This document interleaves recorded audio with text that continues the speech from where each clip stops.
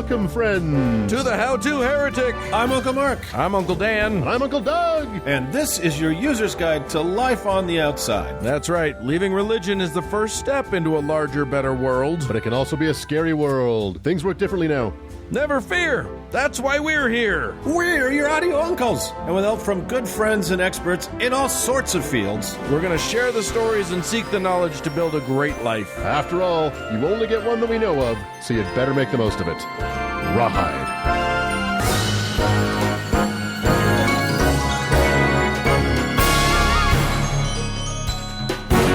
Brother uncles. Hey-oo. Is that like sister wives? It is exactly like that, but gay. Oh, okay. And so, too late. It's already happened. Just deal with it. So, here we are. It's episode 99. 99. Boom, baby. 99. A good round number, I think. Our last foray into the double digits. Yeah. That's it, guys. Let's. We've got a big step up after this. It's really happening. I am going to talk about Russia's greatest love machine. Yes, you are. Yeah, so be ready for that. Warning to the youngsters, it gets pretty not sexy. And I'm going to talk about something that doesn't matter at all. Oh, and you're so happy about it. I am happy about it, yeah. For once. Nobody dies. And I'm going to celebrate me. Or somebody with the same name. Someone who is named after you, obviously. Obviously. And it's a great show. This week, of course, we're sponsored by Western Family Canola Oil. If you need canola oil, this meets the basic legal definition. Western Family Canola Oils, technically, yes. So thank you for that support, and, of course, to all our patrons who actually support the show. Yeah. And let's jump in and make merry or whatever it is we're going to do. Let's make history is what we should make. Yeah.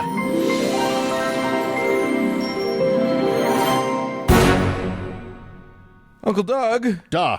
You know, I think that's a good response. We will now do the rest of the show in Russian. In Russian. It's now Russian show. I, for one, would like to welcome our Russian overlords. Yeah, exactly.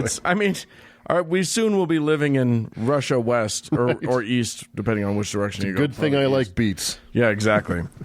And to hail our new commanders, I hear, Uncle Mark, you've prepared a borscht of a different flavor. I definitely have a strange, red, frightening soup to serve.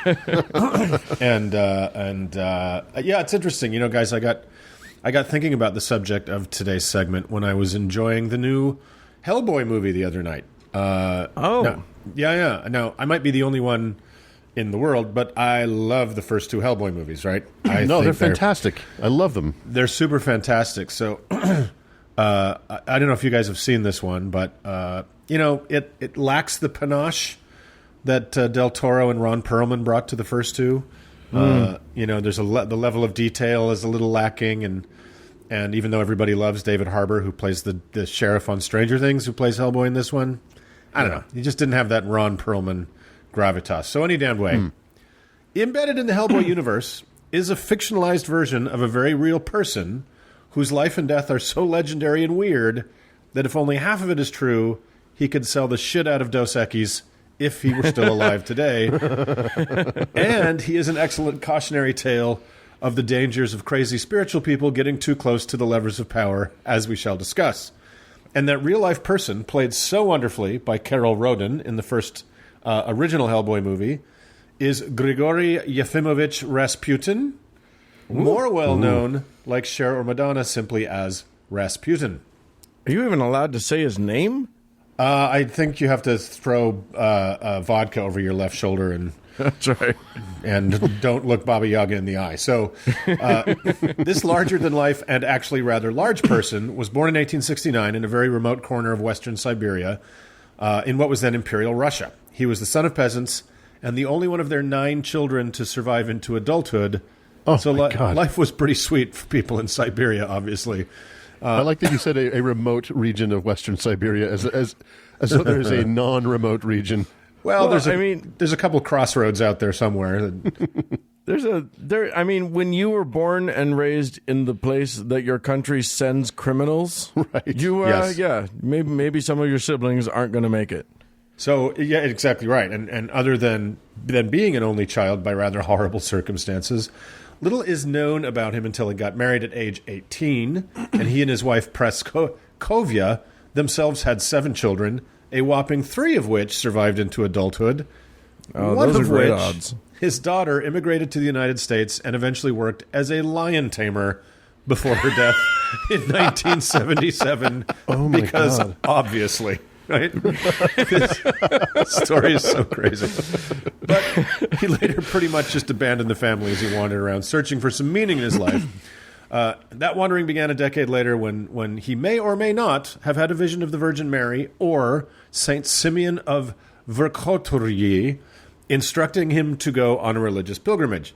He did so, and there he spent several months in a monastery under the tutelage of some guy who it is believed taught the illiterate 28-year-old to read and write. And in addition to the gift of literacy, he left a changed man. He decided to become a vegetarian, and for a brief time swore off booze, an oath that was not going to last very long, as we will examine. So, Although I do want to say that everything that you're about to tell us, everything that follows from here on out, just I see as a cautionary tale against vegetarianism. That's I'm just throwing that out. Or sobriety. right, And both. Yes. Well, sobriety was not a problem he suffered from. So he then spent years basically wandering around as an itinerant holy man, or a stranic, as the Russians call it. It's thought that he visited Greece and some other Eastern Orthodox holy places in his years of wandering. And it's also thought, though there seems to be a lot of disagreement about it, that he was secretly a Klist, or had dabbled with this bizarre Siberian cult. We talked about them way back in episode 29, but they were basically they were a freaky bunch who believed that sexual sin could be exorcised from your soul by huge marathon group sex sessions and then chopping off your genitals. Oh, right. Yeah. I'm gonna fuck the sex right out of you. Which That you was had it. me until that genitals chopping bit. Frankly. Okay, can we go back, just rewind a little bit? So, funny how that just didn't catch on more than it did, right, fellas? Right. It's weird. So, as he is well known to have put his genitals to frequent use later in life, it seems unlikely he was a member of the Klisti in good standing. But it Right. does seem he was developing a sort of freestyle form of Russian Christian orthodoxy, kind of a Siberian Father Grandier, for any French Inquisition buffs out there. But basically, he was working some sex into his version of church rituals, as well as claims of faith healing and magic. And as the child mortality stats in Siberia at the time clearly demonstrate, faith healing was pretty much the only medicine on offer, so you can hardly blame people for wanting some of that. So through a series of chance meetings with other more well-placed religious mystics, he started moving up the ranks of the legit Russian Orthodox Church, even though rumors of his unorthodox behaviors followed him. And it's important to remember that Russian society has always had a pretty superstitious bent, and in the late 19th century, it was skyrocketing. The interest, and it was the same thing all over the world. Interest in spiritualism, mediums, faith healing was actually at a fever pitch. So, if you were a mysterious, very intense mystic from the hinterlands, surrounded by rumors of healing and magic, it was a seller's market. So, long story short, Rasputin ends up in St. Petersburg, surrounded by an aura of mystical power. This earned him entry to the bored, bloated ruling class looking for the latest in parlor tricks and contacting the dead, etc. And despite his rather alarming appearance, if you've seen this guy... Yeah, he's not a good-looking man. No, he looked like he was about 4 stops back in those charts of human evolution, and that he hadn't left his cave to have a bath in a couple decades. His look can best be described as matted. So, Yeah, I think if you were even in New York, if you were on a subway car and he got on, you'd probably get off. You'd get off, yeah, and you'd be wise to do it. So he was soon getting introduced around as the latest 1%er must-have Mad Monk accessory of the season. So this fatefully got him an introduction to the big boss, Tsar Nicholas, and his wife Alexandra in October of 1906. Their young son Alexei was a hemophiliac, meaning that his blood would not properly clot, making him extremely vulnerable to bleeding to death from even minor incidents. And the royal family was told that the backcountry weirdo might be able to help. And it turns out he was. On a couple of early occasions, the presence of Rasputin actually made the bleeding stop. He was instantly pulled into the inner circle of the royal family as an indispensable miracle worker, having saved the young life of the heir to the Russian throne. So how about that? So he would walk into the room and the young kid would stop bleeding. Let me explain. Like so many miracles we've talked about on the show, it seems there was a logical explanation. Rasputin was many things, and one of them was this kind of ad hoc naturopath. So he insisted, rather than a very studied and licensed one. Right. So right. Those ones that do so well. Right. So he insisted that the primitive medicines that they had at the time that were being administered to the boy be stopped at once, including one made from the abundant birch bark of Siberian forests, aspirin. Right. Now, he didn't know it because nobody really did, that aspirin is a very effective blood thinner, and something a hemophiliac should absolutely not be taking, right? So no aspirin, less bleeding, there's your miracle. But Ta-da! But let's put this guy in charge of Russia. But that knowledge was years in the future, so in 1906 it was a fucking miracle, and Alexandra would have refused to be convinced otherwise. So now, Tsar Nicholas and his wife had no idea that young Alexei would never sit on the throne, and that Nicholas himself would be the last of the czars. They also couldn't have known that their strange out-of-town house guest would have a significant role to play in the upcoming series of very unfortunate events. This is why I never let anybody from the countryside stay in my house. I intend to retain my throne. Thank you very much. Sorry, Keith, it's the holiday inn for you again. So it wasn't long before Rasputin, now basically a family member, got around to acting like one. The palace life suited him, and so did the oceans of booze that came with it. His oath did not hold. As did the easy access to the female side of the not-long-for-this-world aristocracy. So the boozy monk pretty much fucked his way through high society, and in a highly uptight Orthodox Christian country like Russia, these rumors were deeply scandalous. The Romanovs were very unpopular among much of the ruling elite and hated by the impoverished masses of Russian society. The Rasputin scandals were definitely not helping, but the family refused to hear it. He was a miracle worker, even if he was a sloppy drunk one that couldn't keep it in his unwashed pants. So at the outbreak of World War I, Russia, like every other current and former country in Europe, dashed gallantly into the breach of chivalric insanity. And for anyone not familiar with World War I, it was for real one of the most fucking insane periods in history. And if you haven't listened to Dan Carlin's huge examination of it on this Hardcore History podcast, it's a great primer on the war that broke the world. I highly recommend it. So yeah, if you ever have an extra 27 46 hours. Yeah, it's so fucking long. So anyway, Rasputin had advised against Russian involvement in World War I, but Nicholas could not resist the thought of the political boost being a wartime czar would give him. So Rasputin advised him the only way they would be victorious is if God's chosen monarch, the Tsar himself, were to lead the troops on the battlefront. And the Tsar took his advice and toddled off to the meat grinder with a jaunty new hat. So Alexander and Rasputin essentially were left in charge of a nation on the brink of crisis. Rasputin was at this point taking bribes from the lower aristocracy in exchange for influence and was having Alexander appoint his followers to government positions. Again, this guy has no training, no education really of any kind. What do you mean? That one guy taught him how to read. That's true. A basic that's education. First grade level. So the war was going very badly for Russia, as it was pretty much for everybody else.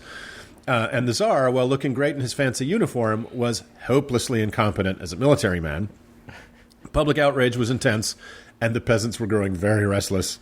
This was not helped by the rumor that the Mad Monk was involved in sexual congress with the Empress herself, which is still a hotly disputed topic by historians, most of them leaning toward no, but it didn't matter to the credulous masses. It was all too much for some of the governing class. Rasputin had already survived an assassination attempt in his village, which was another miraculous event that added to his mystique. But the one being hatched by several opposition aristocrats was meant to be successful. So, Prince Felix Yusupov invited the lout to a party at his palace on the early morning of December 30th, 1916. and arrangements had been made by several co-conspirators to get the job done quickly and quietly. So Rasputin was invited downstairs for a little VIP treatment, which he had become very accustomed to. Upstairs, a Victrola played Yankee Doodle Dandy again and again because the nightmarish events of this particular evening needed an appropriately bonkers soundtrack. So it's true. Rasputin was offered several glasses of wine and pastries so loaded with cyanide, the conspirators were afraid to even touch them. Rasputin wolfed them down and guzzled the wine to no effect. Stunned, the prince ran back upstairs where the other co-conspirators were hiding and were like, what the fuck do we do? And one of them gave him a gun, which he took downstairs and shot the still standing Rasputin point blank in the chest. Then they took off to find something to wrap him up in so they could dispose the body and get a car. And when they went back downstairs, Rasputin leapt up and attacked Yusupov, who for obvious reasons freaked the fuck out. And somehow he got out of the basement and into the courtyard where he tried to climb the gate, and they shot him at least twice more. Once in the head, when I think this is surely the origin of the double tap, right? Do not take any chances with the undead. So how do you say Wolverine in Russian? Exactly. So they wrapped him in a sheet and dumped him through a hole in the ice in the Neva River. And the police found him there a few days later because he was missing. There was gunfire in the night. They didn't know what was going on. And the Tsar and the Empress were furious and inconsolable. Sadly, their anger was to be short-lived because in October of the following year, the Tsar and his family were invited to leave the palace by a swarm of angry Bolsheviks, furious about a vast assortment of abuses and excesses, Rasputin being one of them. And sadly, when they were all shot to death and dismembered in their basement prison, not even Rasputin could have staunched poor young Alexei's bleeding. So, like the sainted King and Queen of America, Ron and Nancy Reagan, and their court astrologer who sought the wisdom of the constellations for when to schedule fucking nuclear arms negotiations, I think bringing soothsayers and healers and religious lunatics into the cockpit of government makes a safe landing far less likely. The separation of church and state, people. Learn it, live it, love it. So... Yeah. It didn't do so well for Julius Caesar either. So no, there you go. And there's history is replete with this cautionary tale. So Rasputin was buried in a little churchyard belonging to the royal family, but after the revolution, his body was dug up by the Bolsheviks and burned, lest it become a shrine. So you can't just go, pour some vodka out on it. Sorry, guys. And because this whole sordid mess isn't strange enough, rather, that's what they tell you they did with the body. They reanimated it, and he's walking the earth today as Tom Hardy in all of those movies. Oh, I thought that the Clintons killed him. Anyway, because this whole sordid mess isn't strange enough, let's end with the lyrics from Eurodisco band Boney M's 1978 hit disco single, Rasputin. This is a real thing. I'll put it in the show notes. It is so fucking crazy. There lived a man in Russia long ago. He was big and strong, his eyes a flaming glow. Most people looked at him with terror and with fear, but to Moscow chicks, he was such a lovely dear. He could preach the Bible like a preacher full of ecstasy and fire, but he also was the kind of teacher women would desire. And then the chorus, rah, rah, Rasputin, lover of the Russian queen. There was a cat that was really gone. Rah, rah, Rasputin, Russia's greatest love machine. It was a shame how he carried on. And the song finally ends simply, oh, those Russians. I think if you set those lyrics to the tune of Yankee Doodle Dandy, the world would come to an end.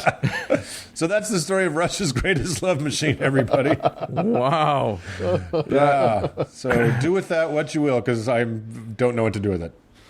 Oh, that Rasputin. Oh, those Russians. Thank you for that, and I guess we'll just move on. Let's get out of До here. свидания.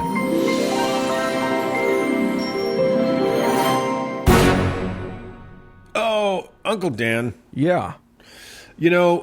I like a good meal. Yeah. And I sometimes I may overindulge. I might have too much to eat. But sure. there's a certain meal that's famous for leaving you a little unsatisfied just a couple hours later. You know what I'm talking about? Well, I do, but Kale salad. That leaves me unsatisfied in the moment of. So. Indeed, it does. I think I can speak to this. Yeah? Well, as I considered what I would spend my time on this week, I won't lie. I was having a bit of a tough time wrestling away the darkness that's going on in the world these days. So I don't know what you're talking about. Exactly. I had a bit to drink, and I ordered up some Chinese food because there's nothing that will make you feel better the next day than a hangover combined with indigestion. And what a world in peril really needs is high-sodium slop, probably prepared by an underpaid immigrant, served in planet-killing polystyrene boxes, all wrapped up in low-density, non-recyclable polyethylene bag. Okay, we're getting you a prescription for something. You need something. We'll get you a Well, as I don't know. I sat there contemplating just how much I am not helping. The subject for today was literally staring me in the face. No matter where in this great nation you order your Chinese food, whether it's a bargain basement Chinese buffet in a strip mall near you, or lousy Schwan in Chicago, your meal will always end with the cracking open of a small cookie in the hopes that the little slip of paper inside might contain a secret for your success, or at least the winning lotto numbers. That's right. Today I want to talk about fortune cookies. Woo-hoo. Yes. So fortune cookies are one of those very strange but ubiquitous pieces of woo, like the Daily Horoscope or Zen Office Fountains or Marianne Williamson. Nobody knows where they come from. They seem basically harmless, but their absence would be noticed. The modern iteration consists of a nearly ephemeral confection containing a slip of paper with a vague message or prophecy, a Chinese phrase with translation, and a list of supposedly lucky numbers, individually wrapped in even more of the aforementioned shitty plastic. Yeah. So their origins are not 100% known, but one thing is for sure, they are not Chinese. Most likely they are an Americanized version of a similar cookie that from Japan that was first made by immigrants on the West Coast in the 20th century. And the West Coast of the U.S. Yes, pardon me, the West Coast of the U.S. And then for reasons we'll discuss, they made an unlikely cultural transition to end up being associated with Chinese food, but definitely not Chinese food in China. Right. These are not served in China. So please don't be that tourist that goes to China and then asks for them everywhere you go. Exactly. And just, why don't they serve those here? How do Chinese people know their fortunes then? When they go out and get what they probably just call food. Right. Exactly. That would be that's a subject for another episode. I guess I could have not said Chinese food in China and just said food in China. Yes. So there are three main claimants to the origins of the cookie. I'm going to murder these. Mukatu Hagiwara claims to have invented them in the late 1890s or early 1900s in San Francisco, while David Jung claims he invented the cookie in Los Angeles in 1918, and Saiichi Kito claims to have invented them sometime between 1903 and 1920. While it seems unimportant to us who first came up with the idea for a basically disposable foodstuff, the organizations these three men founded, Golden Gate Park's Japanese Tea Garden, the Hong Kong Noodle Company, and Fugetsu Do, respectively, are still around today, as is the rivalry. Wow. Really? Unfortunately, yeah. If you're expecting the rivalry to manifest itself like the opening scene from Big Trouble in Little China, I'm afraid you're going to be disappointed. Damn it. With the invention of automation and the inability to copyright food, sorry, Cincinnati, the production of modern fortune cookies has moved to several massive manufacturers. You don't have to copyright it if it's so bad nobody else wants to copy it. I think you guys need to explain what that's about. You can't just leave that hanging there. Did we ever talk about this on air? I don't know. I don't think so. About the spaghetti we with did. chili on it? All right, Cincinnati listeners, we're going to take a giant steaming shit on your town right now. But when we were in Cincinnati for the Atheist Convention, 4 months ago? Yeah. Whatever. Back in May or whatever. When we asked people what we should do while we're in town, universally they said, what's it called? Well, there are two competing restaurants chains. Yeah. There's Lone Star and there's Cityscape or something like the that. other one. Yeah. Oh my God, we're going to get so many fucking emails about this. And, like New York has pizza, San Francisco has I don't know what. Cincinnati has very badly cooked spaghetti with pretty bland chili and mild cheddar cheese all over it. And mounds of shredded cheddar cheese. Yeah. And that's their thing. Yeah. And I'm sorry, Cincinnati, it's fucking dreadful. Here's what's funny, and I mentioned this to you a while back. It's not good. However, I found myself craving it for about a week afterwards. I don't know why. I had to actually get spaghetti at a restaurant that I would never have bought spaghetti just because I needed to I don't know why. The craving just kept coming. Look, if I was cross-eyed drunk at 3 a.m. and I managed to produce that dish, I would be very proud of myself. As a town, Cincinnati, you should not be proud. All right. Back to the story. But by the way, if you ask anyone in Cincinnati, they will have very strong feelings about which shitty chili spaghetti is. We love the you, good, Cincinnati. The good one. It was a great love city. you, It was a but great you're city to all hang wrong. out in, but that shit is just unforgivable. Come on. Maybe we went to the wrong one. We only went to the one. That's true. Anyway, what the fuck were we talking about? Road trip. Sorry. All right. Yes. Back to the fortune cookies. The biggest production house of fortune cookies is Wonton Food Incorporated, not Wonton, in Brooklyn, It might be wanton. which produces roughly half of the 3 billion fortune cookies made every year. Wow. They pump out 4.5 million fortune cookies a day. Wait, a day? A day. Wow. 4.5 million. Wow. Most manufacturers, Somebody's got to including- type up all those little pieces of paper. That's We'll crazy. talk about it, exactly. Most manufacturers, including Wonton, will produce customized fortune cookies with whatever message you want for approximately 40 cents per cookie for an order of 100 or 15 cents per cookie for an order of 10,000 or more. Patreon goal. Yeah, So, exactly. Now, around 1940, the Japanese market for these cookies took a bit of a nosedive when 100,000 or so would-be customers were shipped off to concentration camps in the Southwest in what would be the last time that would ever happen in American history. Ouch. Remember how you said that you were going to avoid all of the heavy stuff that's happening? I never said that. Oh, okay. I said I tried. God damn it. This is the best he can do. This is it. As happy as I'm going to get. So it was Americans who spent the last 100 years torturing the Chinese to build the railroads tossed them a literal and figurative cookie while they were distracted imprisoning the Japanese. It's a tale as old as time. So the recipes do not vary very much. They're all basically made of flour, sugar, vanilla, and sesame oil. They are of essentially negative nutritional value.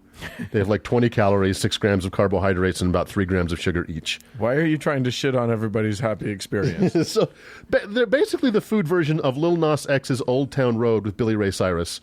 There's a lot of confusing cultural appropriation going on. There's not a lot of substance. Everybody loves it, but nobody's sure why. And it can really only happen in America. So let's talk about the fortune part of the fortune cookie. The original version of this cookie was and still is made in parts of Japan, complete with a random fortune called an omikuji. However, these cookies moved into mass production in America. Writers were and are employed to write a sufficient number of random, non-threatening, and vaguely Confucius-y sounding thoughts. Can I just say it has been a lifelong dream of mine to be a fortune cookie writer? Really? I wouldn't be. They wouldn't hire me because I would want to do like wildly specific and absolute mind-blowingly menacing, like on the nose. Yeah. For things like move to Texas or whatever. Just like anything that's like Look to your left. right. Exactly. Well, for 15 cents a cookie, we can make that dream come true. No, I want it to be something that's distributed to people at the restaurants or He whatever. Dan wants to try to put that tiny piece of paper in the little typewriter roller thing and get it to line right up. It's tough. It's tough to do 4 million of those a day. It takes skill. It does.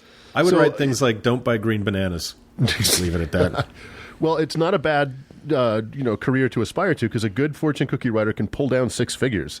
Really? Donald Lau, for example, had been the chief fortune writer for Wonton Foods for the past 30 years until he decided to retire in early 2017. Any guesses why he retired? He ran out of magic? Writer's block. So, like any virtuoso whose work spans decades, Lau's work has gone through some different periods.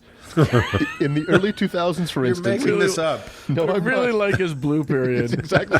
He chose to break from the otherwise inspirational direction his work had taken and went a bit dark, writing fortunes such as, quote, "Perhaps you've been focusing too much on yourself. There may be a crisis looming. Be ready for it. Oh my God! Your problem just got bigger. Think, what have you done?" And of course, it's over your head now. Time to get professional help. Wow. Wow. First of all, the other complaint that I hear a lot about fortune cookies is that they're never fortunes. Yeah. And they're always platitudes. right. And there's reasons for that, because if you actually predict something and you could be potentially held liable for someone doing something wrong. Yeah. So we've talked about the specificity of prophecy being a real problem for prophets on this show. Yeah. So I think the fortune cookie writers have avoided that pitfall. Well, I mean, just think about it, though. If any of us actually bothered to read the fortune in our fortune cookie, if it did contain a message that was both dark and specific, it would freak you out. I mean, it would give us pause, right? Yeah. Which is kind of the weird credence we give these little slips of paper. And I'll venture to guess that I'm not the only one that feels a slight sense of disappointment when I'm confronted with just a generic aphorism rather than, say, the time and date of my death. Yeah. Right. So I will say this. Who was it? A friend of a friend actually got a fortune and kept it in his wallet her purse for forever. And she showed it to me, and it was a fortune that said, "He loves you as much as he can, but that's not very much." ooh, Wow. I was like, ouch. "Damn, that is world shaking crazy right there." That was my favorite one. Can I make an admission to you? I have, and I just pulled it out. I have a fortune in my wallet that I have had there for more than 30 years. What? Yep. Wow. And I'm holding it right now. And I got this at dinner the night before I went on to become a double state champion in my chosen sport. Okay. Yeah. And here's what it says. You have an unusual equipment for success. Be sure to use it properly. Whoa. Fortunes are bullshit. Huh? And I don't think so. and that sport was highlight. That's right. I was a double state highlight champion in Utah. It's That's crazy. I never very knew that. competitive. Wow. Yeah. There you go. Well, other than that, I think they're essentially harmless. They're like the daily horoscope. They're basically too nebulous to do any damage. However, as Uncle Mark reminded me the other day, they have led directly to one death. In episode 14 of the Twilight Zone reboot back in 1985, That's right, baby. Elliot Gould plays a mean-spirited food critic that pans a new Chinese restaurant, and upon departure, his fortune cookie reads, "You're going to die." He storms out in a huff only to find himself on a never-ending street full of Chinese restaurants and an insatiable hunger that he can't satisfy, no matter how much he eats. The episode ends with him reading another fortune that says, "You're dead," and a shot of his tombstone. Like any of our $10 patrons, his heaven morphed into hell. So That's Yeah. I'll leave you with the closing words of that episode, and I won't do a Rod Serling impersonation because I can't. Check, please, for Mr. Harry Folger, for whom the phrase dim sum is not merely a description, but a damnation. A man who finds himself sitting down to a single never-ending course of just desserts, prepared for him in the kitchens of the Twilight Zone. wow. So they're not Nice. totally harmless. Nice. Not if you're in a show. Apparently, This is a cautionary tale about not being Elliot Gould, yeah, right? which most of us can avoid if we try hard enough. If we try hard enough. So Yeah, I tried very hard to find something today that didn't matter, and I think I succeeded. yeah, Yay! Well, Well I love done. it, and happy retirement to Mr. Lau. I'm a big fan of his work. do any of you have like superstitions about how you had to do it in order for the fortune to come true? No. I've I had did. people. Yeah, I did. I've had people tell me like you have to eat the whole cookie, Oh, yeah. or you have to eat the cookie before you read it, or Right. like there's any number of different variants. I had on to eat. that. I had to eat half before and then half after. Was my Oh, interesting. thing. Yeah. I had to eat the whole cookie and the fortune without reading it in order for it to come true. in the plastic. Which has some caveats. It's Yeah. tricky. I don't know. I can't tell if it actually works, but And- I definitely and You can't tell that it doesn't. Continue In the to this day. spring, when we found it out in the backyard, all that was kind of left was the plastic wrapper and the crushed up thing. You know what I'm talking about?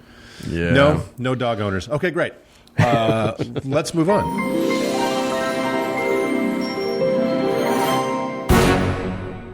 Fellas, Oh, the love pours in from all over the globe, and we must acknowledge it. right. And it pours in the most important way, which is obviously monetary. Right. Yes. So we have some new patrons to thank. And we'll just jump right into that. Thanks go to Peter, to Harry, and then I think it's my turn. I've got to do a saint for Cadillac Kim. Cadillac Kim. Yeah. Is that Cadillac with a K? It is, in point of fact. Right on, Kim. And Cadillac Kim, your saint that the world, that the universe, that the Lord has appointed unto you is Saint Steve of Camden Town. And Saint Steve is the patron saint of smelly but effective kitchen implements and long boats, and also the patron saint of freezing rain. Wow, Yes. that's quite a resume. Yeah. Yeah. Yeah. So when you know how he was martyred, it makes complete sense. It all comes together. We'll have to cover that. And I often that think then. to myself, this spatula smells like shit, but man, it's effective. But you don't want to use another one. That's right. When you've got one that's that good in the house, you got to go with Gotta it. roll. Gotta go with that spatula. Yeah, So and- that's amazing. And Uncle Mark, you have Yeah. to come up with a saint. Oh, we have a 2 saint week. We have a 2 saint week. So, Uncle Mark, congratulations. You get to come up with a saint for Captain Samples. Captain Samples, of course. Yes, our old friend, Captain Samples. Your patron saint is Saint Rish Fist Lump. And Are you just naming things you're looking at? I we love all? lamp. Rich Fish Lump of Arimathea, and she, of course, is the patron saint of hovercraft. Yeah. Obviously of Tunisia, and also of reruns of the Lawrence Welk Show. Oh, I remember excellent. that now. That's right. Yeah. I had So forgotten that. congratulations. Yeah. On that saint whose name we shouldn't repeat because it's too holy, or I can't remember it. Exactly. Way to go, Cadillac yes. Kim and Captain Samples. Captain Samples. And Yes. friends listening at home, here's what you need to understand. We love all of our patrons, but some of them, they stick around for a while and then they bail. So that's fine. They're totally allowed to do that. But We will find you. you need to pick up the slack. You, listener, who's not currently a supporter, it's on you now, baby. Right. So Mark, tell them what they won. How do they do it? I don't know what they won, but if you want to win something, you can go to our website, which is howtoheretic.com. You can click on the Support Us tab, and that will take you to Patreon. Put the money in. It comes out on this end as love and possibility and hope and support and just pushes back the pain for one more week that we all experience. And So. I'm pretty sure it ends global warming if you guys give enough. Well, pushing back the pain for a few more hours is pretty much how I'm living my life right now. Yes. So yeah. So do that for Uncle Doug, and then Save Uncle Doug. As we always say, give us as many stars as you can wherever stars can be given. That really helps. Math algorithm. More people listen. You've got more friends. We've got more friends. Everybody gets a fucking Pontiac. Let's move on.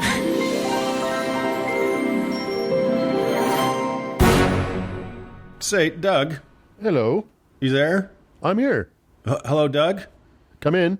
Yeah. I think Dan, I think our Uncle Daniel has written a book he wants to tell us about.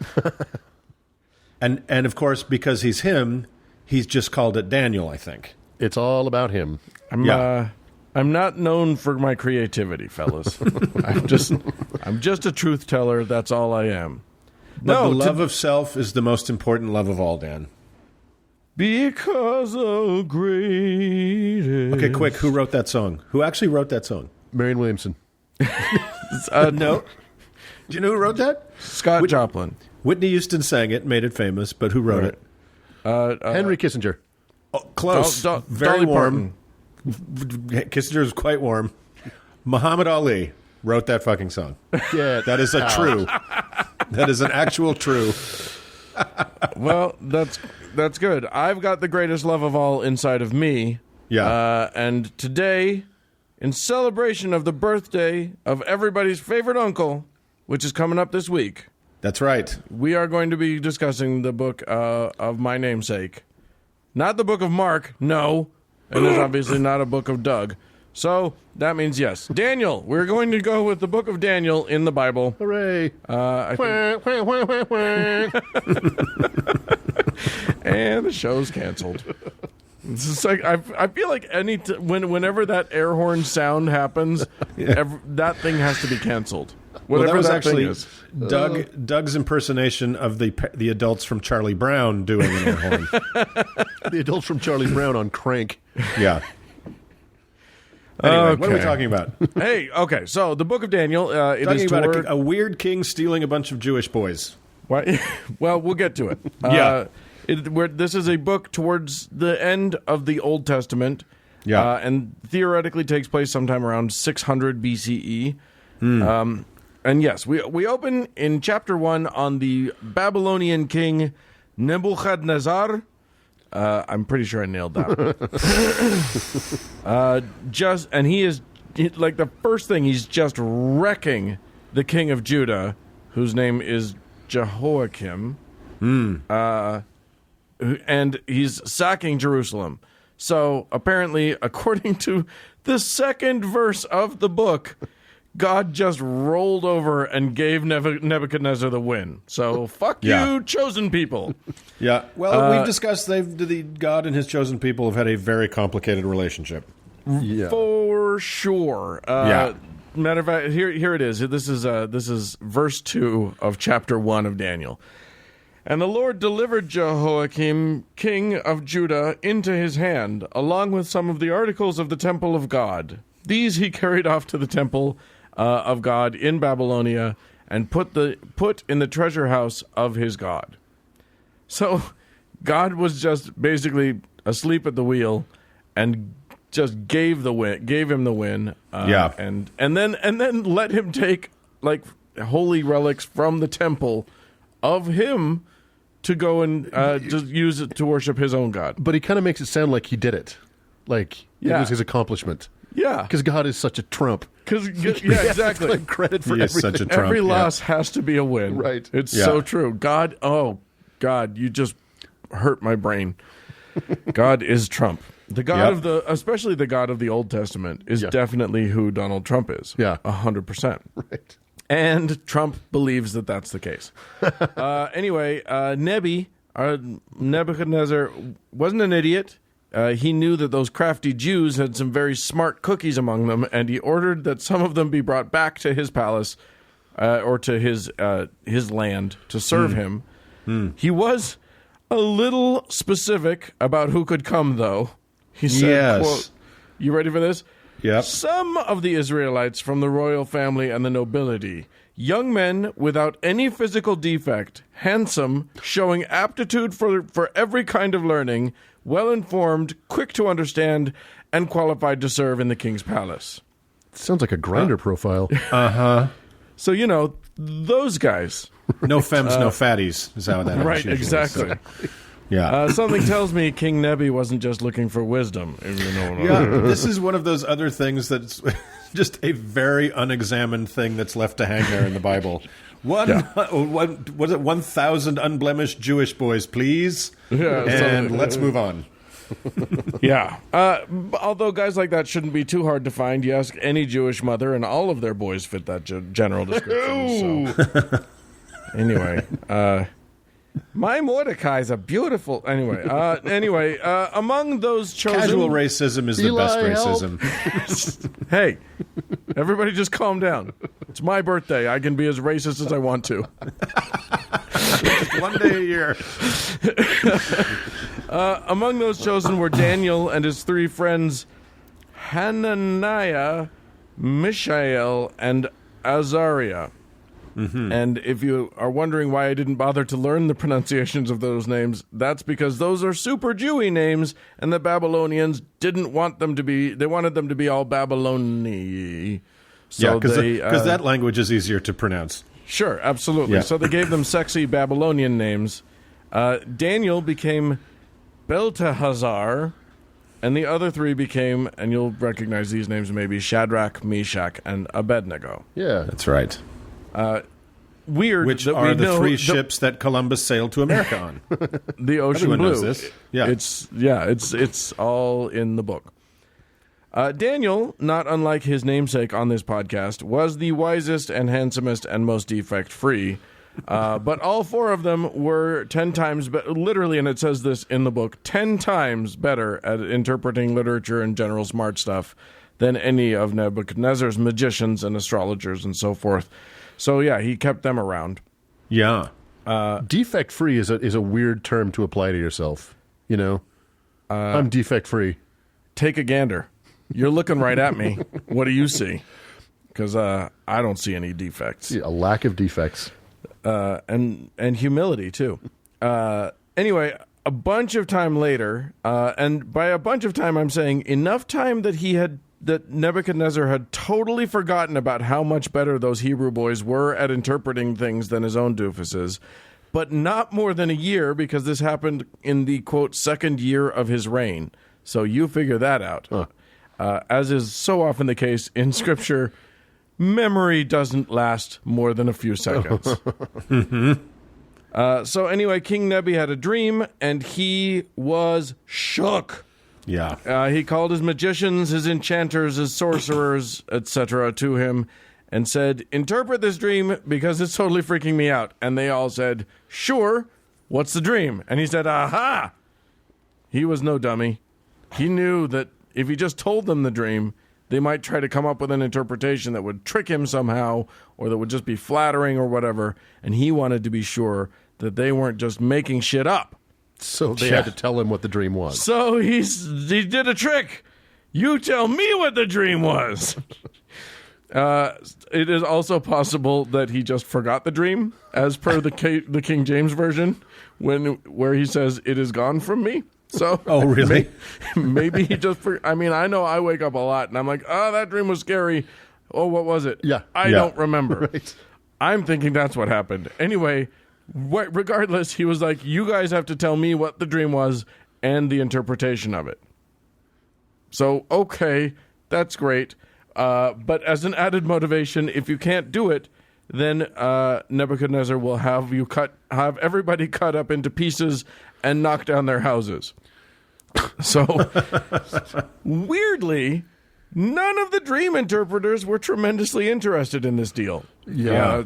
They were like, basically, no, really, this works a lot better if you tell us what the dream was. And he basically became enraged and ordered, and I shit you not, all of the wise men of Babylon to be killed.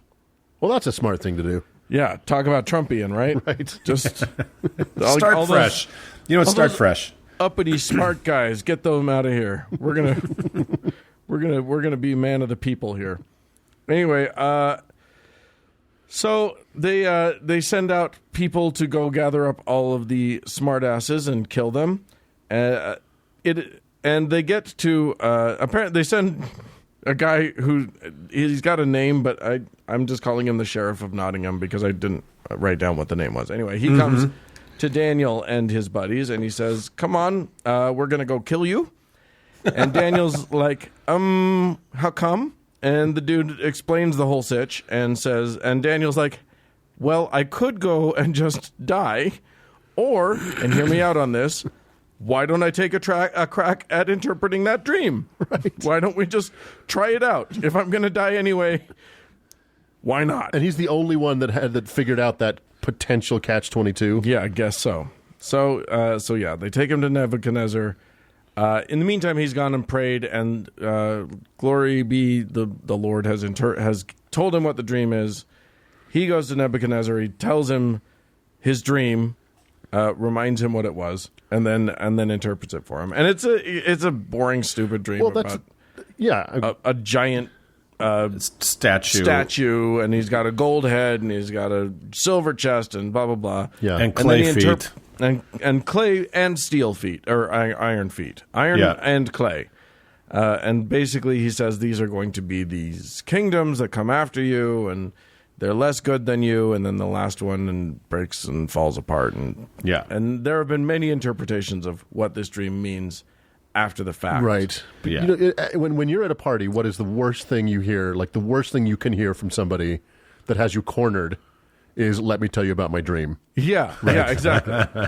So let's make this the central part of a narrative in a book. Yeah. Right.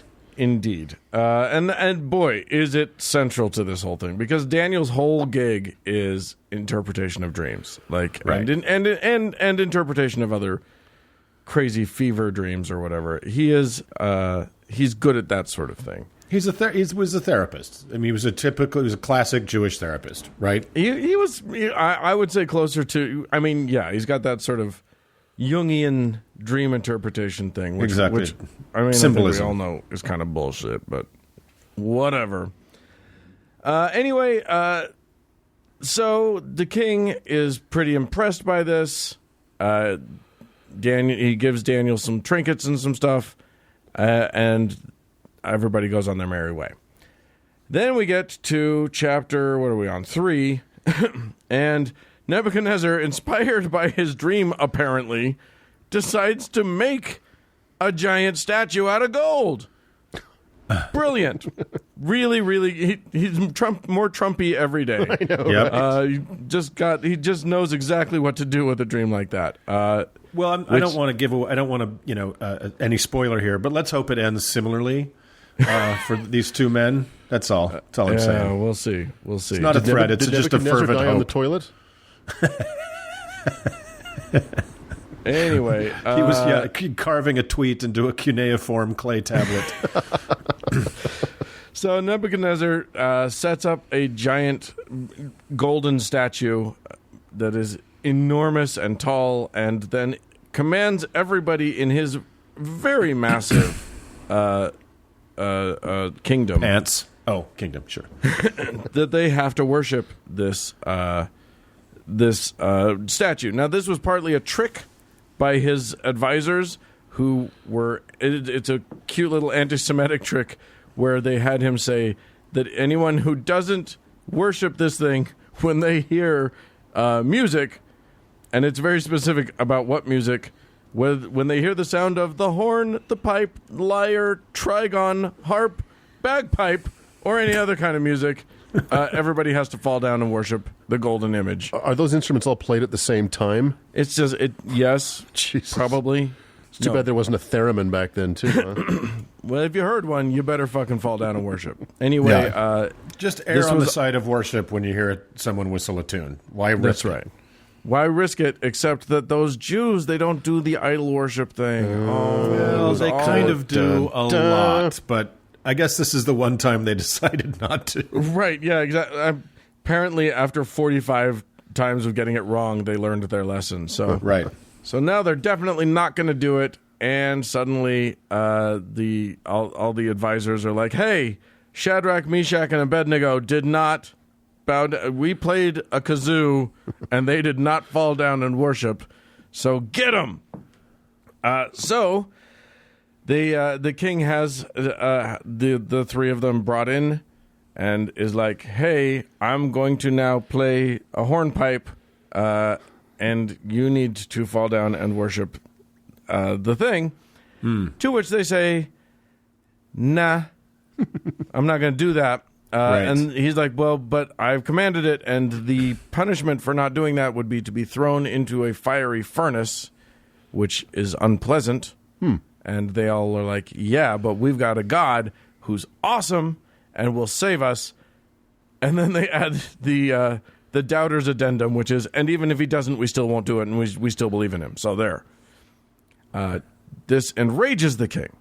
So the king decides, he says, "Turn the oven up to 11, 7 times hotter than we normally do, and we're going to throw you guys in." Yeah. They bind the guys up. He has his strongest servants bind these 3 guys and take them to throw them into the furnace. And the guards who are going to throw them in, it's so hot that they die. But somehow the 3 guys, The guards throwing them in die. fall in anyway. Yeah. That is an unsafe work environment. It is Did those indeed. weird little paper chef hats things that they put on their feet burn off too, or did those remain to kind of dress it up at the end and make it look like a fancy restaurant? And if this was my faith, I don't know if I'd really be happy about the part of the book where God actually prevented Jews from being thrown into a furnace. Not meant to be funny. That's really fucked up. Well, That is really fucked up. Well, he didn't prevent them. He allowed them to be thrown. God allowed it. Yeah, he saved them from the fire. So they go into so they're in the fire, and then Nebuchadnezzar looks. And they cover the whole the furnace with a rock, and then they, as you do, and the king, to make it official, sealed it with his ring, with his signet ring. That's good. And then somehow, now I don't know how this furnace works. I have a lot of ways that I can imagine an ancient Babylonian furnace. None of them that are burning hot enough to kill you if you go near it provide you with a way of looking inside in my brain. Typically not, yeah. However, Nebuchadnezzar uses his X-ray vision, looks into the furnace, and goes, holy shit, now there's 4 guys in there, and they're just meandering around. They're just hanging. They're just walking around doing nothing. Yeah. So he yells at them and says, hey, you guys, come on out of there, which they do, apparently, and they are not burned. Not a hair on their head, not any of their garments. Their little booties, the things on their shoes are fine. Everything's golden. Yeah. And now there's just the 3 of them again. And, of course, King Nebuchadnezzar realizes, holy shit, that means that you guys were saved by angels and that your God is, in fact, the best God. And they all become Jewish. Just kidding, they don't all become Jewish. He just acknowledges that their God wins and sends them on their merry way, essentially. He's very impressed by that. That is basically every narrative in the Bible is just people failing to learn the most important lesson from something that happened, right? That's it. Again and again and again. Remember a while back, a couple episodes back, we talked about what would it take to convince me to believe. Yeah. This is one of the things that would definitely give me pause. Yeah. 3 guys going in and coming out not even smelling of smoke. Yeah. Well, and they wait until you see David Blaine, Doug, because I think you are going to be impressed. Our super fan Chris Angel could pull it off in a heartbeat. No problem. Yeah, totally. The souffle that he walks in carrying will come out perfectly cooked. So anyway, that happened, and what we're leading up to is some more interpretations of dreams. Yay! And some other stuff. However, because it is my book, and because there are some other really fun things in this book, I am going to cut this off, and we're going to do a segment 2. I'm going to cliffhanger this bad boy, and we'll do more Daniel in a couple weeks. So stay tuned for part 2, Daniel Book 2, Electric Boogaloo. That's right. That's right. I can't wait for the exciting conclusion. Yeah, I can't wait to hear about more people's dreams. It's the adventures of Belteshazzar. That's right. Who doesn't want to hear that? Mm-hmm. Yes, and the writing is on the wall for part 2. Ooh, real good. Little That's real tease good. there, huh? I'm going to send you some clay shoes for that. Little tease. All right. Well, we'll look forward to part 2, and we'll move on.